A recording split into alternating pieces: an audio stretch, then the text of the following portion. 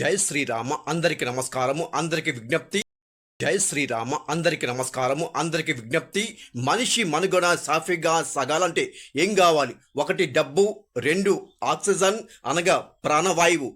మీలో మంచి బలం, మంచి ఆత్మవిశ్వాసము ఉండాలంటే మీకు కావాల్సింది ఒక్కటే, అదే స్వచ్ఛమైన గాలి, స్వచ్ఛమైన ఆక్సిజన్, స్వచ్ఛమైన ప్రాణవాయువు.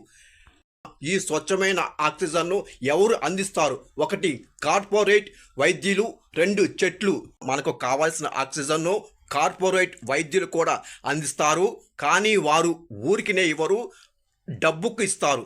మనకు స్వచ్ఛమైన ఆక్సిజన్ను అందించే చెట్లు కొన్ని ఉన్నాయి. అవి ఏమిటో ఇప్పుడు చూద్దాము. అవి రావి చెట్టు, వేప చెట్టు, మామిడి చెట్టు, ఉసిరి చెట్టు, నేరేడు చెట్టు మరియు మర్రి చెట్టు.